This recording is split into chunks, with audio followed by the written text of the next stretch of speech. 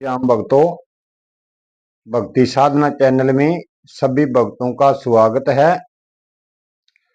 भक्तों, आज की वीडियो हम एक राजा की पुत्री की बनाएंगे।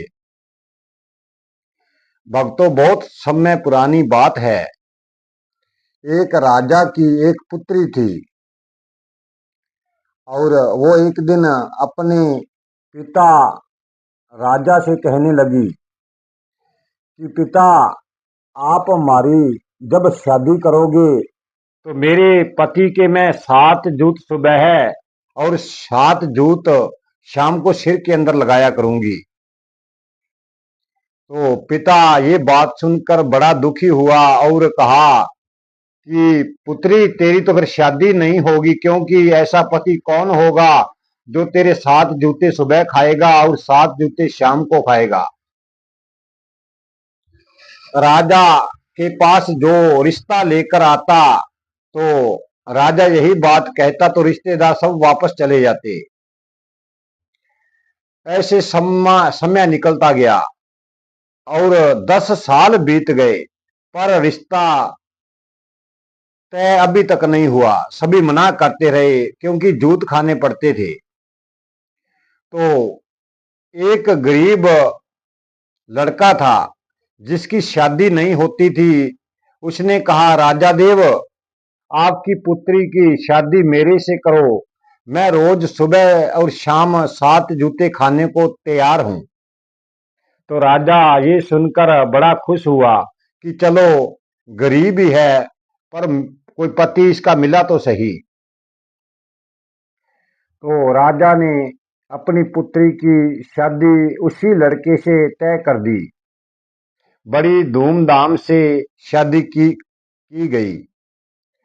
और भक्तों, जब सुबह और शाम जूते लगाती वो लड़की अपने पति के, और आसपास की जो स्त्रियां थी वो कथा सुनने कथावाचक के पास जाया करती थी और उनको पता था कि ये अपने पति के 7 जूते सुबह शाम लगाती है। और वो लड़की को रोज कहती कि हमारे साथ सत्संग में चला करो, आप कथा श्रवण किया करो, पर वो नहीं मानती थी।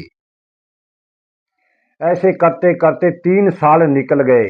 3 साल के बाद एक दिन उन्होंने उसको मना लिया। कहने लगी, आज तो आपको चलना ही पड़ेगा, बड़ी अच्छी कथा चल रही है।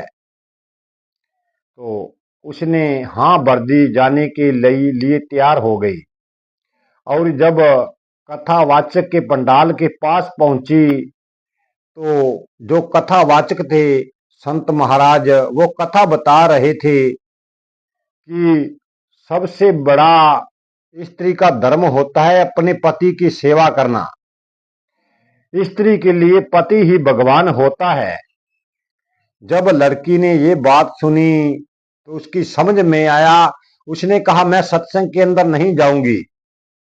जब पति ही भगवान है फिर सत्संग के अंदर जाने की क्या आवश्यकता है। तो उन्होंने कहा, नहीं, आपको सत्संग के अंदर ग्राउंड के अंदर चलना पड़ेगा। पर उन्होंने मना कर दिया और वापस आ गई। और उसने सोचा, मैंने तो अपने भगवान को रोज जूते लगाए हैं, मेरे से बुरा इस दुनिया में कौन है। अपने आप में शर्मिंदा होने लगी। और पति देव हल चलाने के लिए खेत के अंदर गए हुए थे और उनके पीछे वह भी चल पड़ी। जब पति ने देखा कि आज तो खेत में आ रही है और यहाँ पर आके जूते लगाएगी, पूरी दुनिया के अंदर मेरी बेइज्जती हो जाएगी, पति बड़ा शर्मिंदा हुआ कि आज तो मेरे पीछे ही आ रही है। तो पत्नी ने कहा, पतिदेव डरो मत, आज के बाद आपको जूते नहीं लगाऊंगी, मैं तो आपसे क्षमा मांगने आ रही हूं। तो जाकर पति के चरणों में गिर जाती है और क्षमा मांगती है। तो भक्तों देखो, जैसे कोई भी सत्संग के अंदर जाता है तो उसके पूरी जिंदगी ज्ञान नहीं होता। रोज सत्संग के अंदर श्रवण कथा को करना, आसपास के अच्छे विचार सुनने पर भी हर मनुष्य को ज्ञान की प्राप्ति नहीं होती। वो कितनी बुरी राजा की लड़की थी, अपने पति के जूते लगाती थी, फिर भी जब वो सत्संग के गेट के पास गई तो वहां से ही उसको पूरी दुनिया का ज्ञान हो गया। भक्तों, हमें भी जब सत्संग के अंदर, जब कथा के अंदर जाएं तो हमें बड़े ध्यान पूर्वक वो श्रवण करना चाहिए और श्रवण करके उसे अपने जीवन के अंदर उतारना चाहिए। जो संत बाबा बातें बताते हैं, एक एक बात बड़ी कीमती होती है।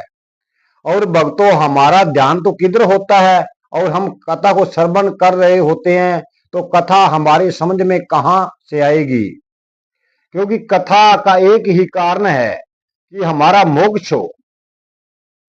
हमें परमात्मा ने जीवन दिया है, उस जीवन को अच्छी तरह रखना चाहिए और कथा वाचकों से कथा सुनकर इसे मोक्ष करवाना चाहिए, क्योंकि हमारा जीवन हमें बार बार नहीं मिलता। भक्तों, आज की वीडियो हम यहीं तक बनाएंगे। जीवन रहा तो कल की वीडियो में फिर मिलेंगे। वीडियो को लाइक, शेयर और